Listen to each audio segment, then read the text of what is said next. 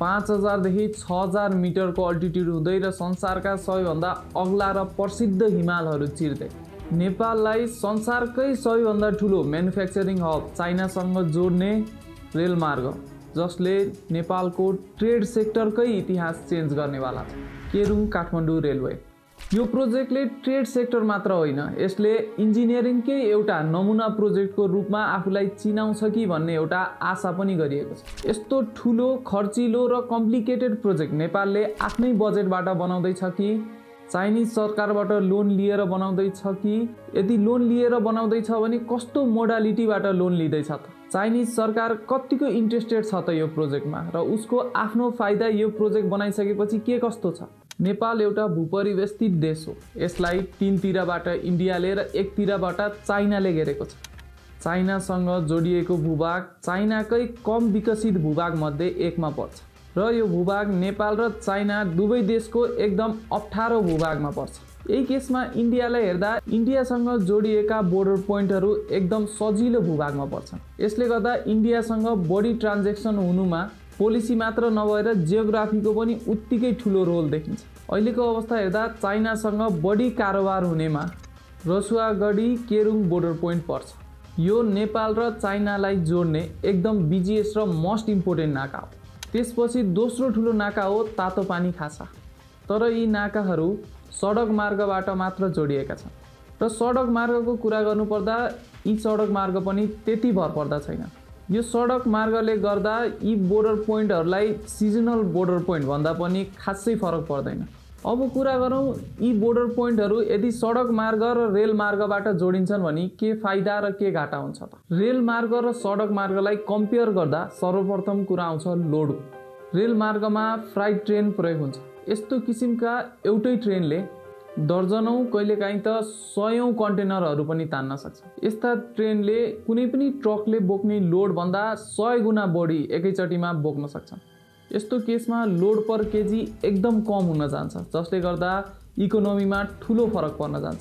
अब सडक मार्गबाट मुख्य ट्रेड ट्रान्जेक्सन हुने भनेको ट्रक कन्टेनर्सबाट हो। यस्ता कन्टेनरहरूले धेरै जसो एउटा र कहिलेकाहीँ दुईटासम्म कन्टेनर क्यारी गर्न सक्छन्। अहिले भन्दा 7 वर्ष पहिला नोभेम्बर 2018 मा यो प्रोजेक्टको लागि प्री फिजिबिलिटी रिपोर्ट तयार पारियो। त्यसको ठ्याक्कै 1 वर्षपछि जुन 2019 मा चाइनिज अफिसियलहरूले भूगोल र इन्जिनियरिङको कम्प्लेक्सिटी देखाउँदै यो प्रोजेक्ट बन्नको लागि कम से कम लगातार काम हुँदा पनि 7 वर्ष लाग्ने अनुमान गरेका थिए। त्यसपछि चाइनिज सरकार र नेपाल सरकारको मिलेमत्तसँगै यो प्रोजेक्टको फिजिबिलिटीको रिपोर्टहरू अगाडि सारियो। यो प्रोजेक्टको जियोलोजिकल अध्ययन गर्नुपर्दा 80 ठाउँमा ड्रिलिङ गर्नुपर्ने हुन्छ। अप्रिल 2025 मा 80 मध्ये 75 ठाउँमा ड्रिलिङ भइसकेको छ। ड्रिलिङ गर्ने क्रममा कुनै ठाउँमा 400 मिटर तल गएर पनि ड्रिल गरिएको छ। यो अध्ययन मुख्य 3वटा जिल्लामा भएको छ, काठमाडौँ, नुवाकोट र रसुवा। चाइना रेलवेले दिएको सर्वे अनुसार यो प्रोजेक्ट काठमाडौँको टोखाबाट सुरु भएर रसुवागढी पुग्दा 72 किलोमिटरको दूरी पार गर्नेछ। यो प्रोजेक्ट कम्प्लिट भएसँगै नेपाल साइडमा 95% भन्दा धेरै टनल र ब्रिज मात्र हुनेछन्। यस्तो प्रोजेक्ट जो प्रोजेक्टलाई इन्जिनियरिङकै नमुना प्रोजेक्ट भनेर चिनिँदैछ, यसको टोटल बजेट कति हुन्छ होला त? यो प्रोजेक्टको फिजिबिलिटी स्टडीको मात्र कुरा गर्नुपर्दा यसको अलमोस्ट 3.4 अर्ब नेपाली लाग्न जान्छ। प्री फिजिबिलिटी स्टडीको आधारमा हेर्नुपर्दा यो प्रोजेक्टको कस्ट अलमोस्ट 3 खर्ब नेपाली रुपैयाँ भन्दा माथि जान्छ भन्ने अनुमान गरिएको छ। 3 खर्ब नेपाली भनेको कति हो त? यति बजेटमा कस्ता कस्ता प्रोजेक्ट बनेका छन् त? यसको अनुमान हामीले अहिले बन्दै गरेको काठमाडौँ तराई द्रुतमार्गको कुल लागतबाट पनि लिन सक्छौँ। अहिलेको अवस्था हेर्दा काठमाडौँ तराई द्रुतमार्गको कस्ट अलमोस्ट 3 खर्ब नेपाली नाग्ने अनुमान गरिएको छ। नेपाललाई त केरुङ काठमाडौँ रेलवे ट्र्याक भन्दा फाइदा छ नै, तर यसमा चाइनिज सरकारको के कस्तो फाइदा छ? चाइनिज सरकारले पनि पटक पटक नेपाल सरकारलाई पहल गरेको छ। यसको मेजर रिजन हो बीआरआई। बीआरआई अर्थात् बेल्ट एन्ड रोड इनिसिएटिभ। 2013 मा सी जिनपिङको अन्डरमा बीआरआई प्रोजेक्ट इनिसिएट गरियो। अहिले भन्दा धेरै सेन्चुरी अगाडि एसियाबाट ल्यान्डको थ्रु युरोपदेखि लिएर अफ्रिकालाई जोड्ने एउटा ल्यान्ड रुट थियो। यसलाई सिल्क रोड ट्रेड रुट्स भनिन्थ्यो। यो रुटको थ्रुबाट चाइनाले मात्र नभएर एसियन कन्ट्रिजहरूले पनि मेजर ट्रेड गर्थे। अहिले चाइनाले यही रुटलाई बीआरआई मार्फत रिभाइभ गर्न खोजिरहेको छ।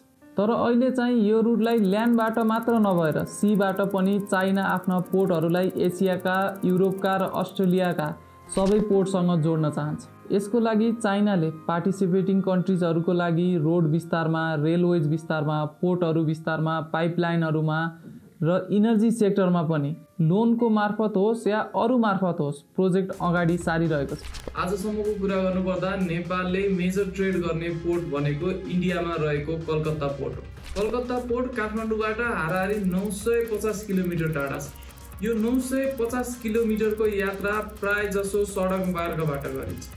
ट्रेड सडक मार्गबाट गरिएकाले पर ट्रेड कस्ट एकदम हाई पर्न जान्छ। यदि केरुङ काठमाडौँ रेलमार्गले गति लिन्छ भने पर ट्रेड कस्ट त घट्छ नै, सँगसँगै टुरिज्मले पनि एकदम बुस्ट लिन्छ भन्ने अनुमान गरिएको छ। तर यस्तो प्रोजेक्ट जसको बजेट नेपालको नेसनल जीडीपीको 30% भन्दा माथि हुन जान्छ भने यस्तो प्रोजेक्टले डेप ट्र्यापमा पार्ने हो कि भन्ने अन्य सबैमा देखिन्छ। सँगसँगै के पनि बुझ्न जरुरी छ भने यस्तो बिग बजेट प्रोजेक्टहरू मल्टी इयर प्रोजेक्टहरू मल्टी इयर भएकै कारणले गर्दा सबै नेसनल बजेट एकै वर्षमा छुटाउनु पर्छ भन्ने जरुरी पनि छैन। यस्तो प्रोजेक्ट जसलाई इन्जिनियरिङकै एउटा नमुना प्रोजेक्ट मानिने अनुमान गरिएको छ, यसलाई बनाउन पनि त्यस्तै अत्याधुनिक जटिल किसिमका इक्विपमेन्टहरू युज गर्नुपर्ने हुन्छ। माउन्टेन रिजन जो आफैमा एउटा सिस्मिक जोन मानिन्छ, अग्ला हिमालहरू जहाँ पुग्न पनि एउटा एचिभमेन्ट मानिन्छ, यस्तो ठाउँमा सुरुङ मार्गदेखि लिएर डिप ड्रिलिङ गर्नुपर्ने हुन्छ। यो रिस्की त छ नै, सँगसँगै कन्स्ट्रक्सन फेजमा हेभी ब्लास्टिङ र ड्रिलिङले र अपरेसनल फेजमा कन्टिन्युअस लोड ट्रान्सफरले गर्दा गभर्मेन्टको इन्भाइरोमेन्टको इफेक्टलाई लिएर कमजोर पोलिसी भएको देशमा यस्तो असर अझ गहिरो देखिन्छ कि भन्ने अनुमान लगाउन सकिन्छ।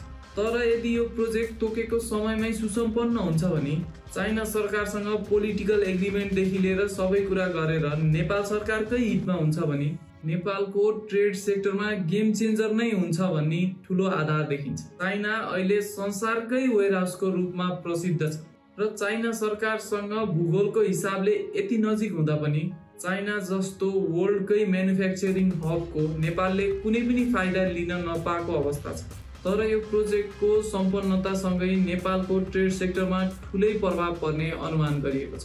यदि तपाईलाई प्रोजेक्ट रिलेटेड भिडियो मनपर्छ भने हाम्रो च्यानलमा गएर चेक गर्न सक्नुहुन्छ। यो प्रोजेक्ट जस्तै अरू पनि प्रोजेक्ट रिलेटेड धेरै भिडियोहरू हाम्रो च्यानलमा छ।